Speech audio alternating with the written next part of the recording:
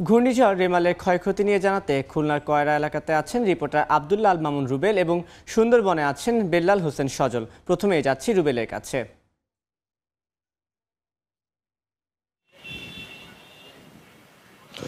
ঘূর্ণিঝড় রেমালের তাণ্ডবের পর যে ক্ষতি হয়েছে খুলনার বিভিন্ন উপকূলীয় এলাকা সহ দক্ষিণের উপকূলীয় এলাকায়, এখন সেই উপকূলবাসীর আসলে মূল চ্যালেঞ্জ হচ্ছে সেই ক্ষতি আসলে পুষিয়ে নেওয়া বা ক্ষতি থেকে আসলে টিকে বের হয়ে আসা। সেরকম ক্ষতিগ্রস্ত একটি জায়গা আমরা রয়েছি খুলনার কয়রা উপজেলায়।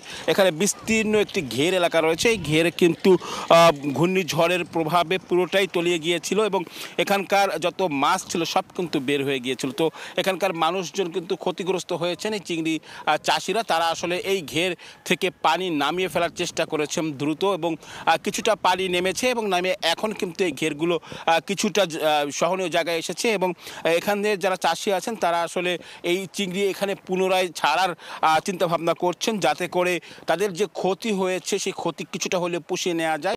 পাশাপাশি যে চিংড়িগুলো এই ঘেরে রয়েছে সেই ঘের থেকে চিংড়ি সংগ্রহেরও তারা আসলে চেষ্টা করবেন। বিস্তীর্ণ এই ঘের, যেখানে প্রত্যেকটি আলাদা আলাদা ঘের ছিল, এই ঘের কিন্তু কালো পুরো একটি এলাকায় একটি ঘের অবস্থায় ছিল।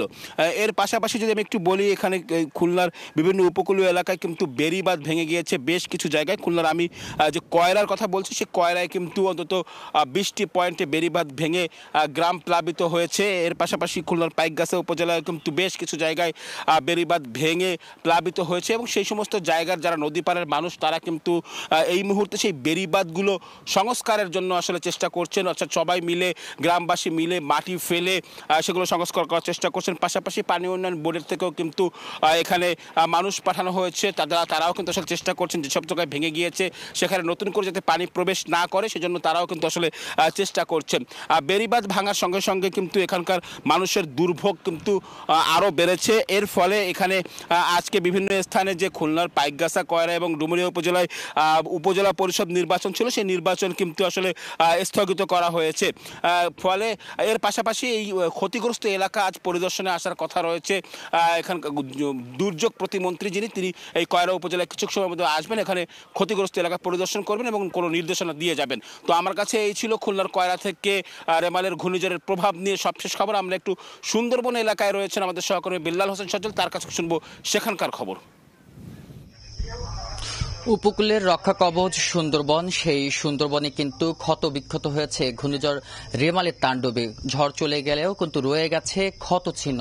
এখন পর্যন্ত বন বিভাগের 40টি মৃত বন্যপ্রাণীর মৃতদেহ উদ্ধার করেছে। এর মধ্যে কিন্তু 39টি হরিণ রয়েছে এবং আরেকটি শূকর তারা উদ্ধার করেছে গতকাল। এছাড়া তারা যেটি বলছেন, এই যে ঘূর্ণিঝড় রেমালের তাণ্ডবে প্রায় 25টি জেটি ক্ষতিগ্রস্ত হচ্ছে, 25টি টহল ফাঁড়ি ক্ষতিগ্রস্ত হয়েছে এবং 18টি জেটি এবং তাদের যে মিষ্টি পানির আধার ছিল যে বিভিন্ন পুকুর, প্রায় 80 থেকে 90টি পুকুর কিন্তু প্লাবিত হয়েছে। যার ফলে তারা যেটি বলছেন, সেই পুকুরগুলোতে মিষ্টি পানি থাকার কারণে সেখান থেকে স্থানীয় যারা রয়েছে, বনে যারা চাকরি করেন তারা এবং বিভিন্ন বন্যপ্রাণী কিন্তু সেখান থেকে পানি খেত। এই যে পুকুরগুলোতে এখন লবণ পানি চলে আসার কারণে কিন্তু তাদের যে সুপ্রিয় পানির কিন্তু এক ধরনের অভাব দেখা দিয়েছে। এছাড়া তারা যেটি বলছেন যে বিভিন্ন যে রাস্তা সেগুলো কিন্তু ক্ষতিগ্রস্ত হয়েছে। বিশেষ করে তারা যেটি বলছেন যে সুন্দরবনের যে দুবলা, কচিখালী এবং কটকা এলাকা রয়েছে সেই এলাকাগুলো কিন্তু বেশি ক্ষতিগ্রস্ত হয়েছে।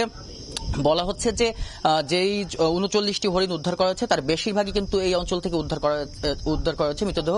এছাড়া তারা যেটি বলছেন, প্রায় 17টি জীবিত আহত হরিণ তারা উদ্ধার করেছেন। তারপরে কিন্তু তাদেরকে প্রাথমিক চিকিৎসা দিয়ে কিন্তু আবার নিরাপদ স্থানে ছেড়ে দেওয়া হয়েছে। সব মিলিয়ে যেটি বলা হচ্ছে যে এই ঘূর্ণিঝড়ের কারণে প্রাথমিক পর্যায়ে এখন পর্যন্ত 6,27,00,000 টাকা কিন্তু ক্ষতি হয়েছে বলে ধারণা করা হচ্ছে। এছাড়া যদি বলি, খুলনা সুন্দরবনের যে পশ্চিম বিভাগটি রয়েছে সেখানে কিন্তু বলা হচ্ছে যে রাস্তার 2630 ফুট রাস্তাও কিন্তু ক্ষতিগ্রস্ত হয়েছে এবং বন বিভাগের পক্ষ থেকে যেটি বলা হচ্ছে, যেহেতু বিস্তীর্ণ সুন্দরবন, এখানে এখন পর্যন্ত যেই কয়টি মৃতদেহ উদ্ধার করা হচ্ছে এগুলো কিন্তু শেষ না, এর ভিতরে কিন্তু অনেক মৃতদেহ থাকতে পারে। তারা কিন্তু অভিযান চালাচ্ছে, বিভিন্ন টিমে কিন্তু সুন্দরবনে বিভিন্ন জায়গায় কিন্তু ভাগ হয়ে গেছে, তারা কিন্তু এই উদ্ধার অভিযান কিন্তু চালিয়ে যাচ্ছে। এছাড়া যারা সুন্দরবন বিশ্লেষক রয়েছে তারা যেটি বলছেন, এই ধরনের ঝড় বা ঘূর্ণিঝড় থেকে রক্ষা পেতে গেলে কিন্তু উঁচু উঁচু টিলারও প্রয়োজন।